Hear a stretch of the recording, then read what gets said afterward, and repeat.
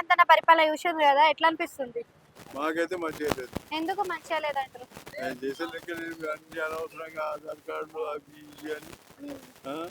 మళ్ళీ అది ఇప్పటికి అది చేపించారు, అది వేస్తూ మళ్ళీ ఇప్పుడు ఆధార్ కార్డు అని అది వచ్చుకోం లేదు, చేసేది లేదు. ఇప్పుడు ఫ్రీ పథకాలు పెట్టడం అనేది కరెక్టే అంటారు రాష్ట్రంలో? ఫ్రీ పథకాలు పెట్టాలని అవసరం ఏముందండి? ఆ? దాని బదులు ఏదో పబ్లిక్ జర తక్కువ చేసి అది చేసి దాన్ని సేవ చేస్తే పబ్లిక్ ఇది అవుతుంది. అంటే గవర్నమెంట్ స్కూల్స్ చూస్తుంటే మూతపడే పరిస్థితికి వచ్చింది. గవర్నమెంట్ స్కూళ్ళకి పిల్లల్ని పంపించట్లేదు అని అంటున్నారు కదా, దానిపైన ఎందుకు పంపిస్తారు? మీరు కరెక్ట్ టీచర్లు అందరినీ పెడితే పిల్లలు ఎవరైనా చదువుకుంటారు.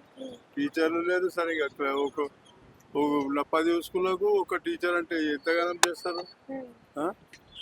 విద్యా వైద్యం అనేది ఏ రాష్ట్రానికైనా ముఖ్యమైనది. మరి వైద్యం ఎట్లుంది మన రాష్ట్రంలో? వైద్యం అయితే చెప్పగది ఈ హాస్పిటల్ తీసి ఆ హాస్పిటల్ అంటాడు, ఆ హాస్పిటల్ తీసి ఈ హాస్పిటల్ అంటాడు.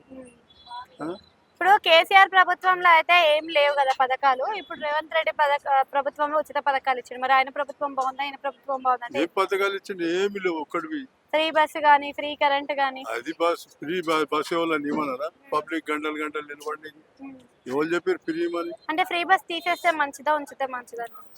లేడీస్ కు పెట్టడం కరెక్టే. అది బస్సులు తక్కువ అయిపోయినాయి, పబ్లిక్ ఎక్కువ అయిపోయింది. నువ్వు ఫ్రీ పెట్టి కూడా ఏం ఫైదా? అది థ్యాంక్ యూ.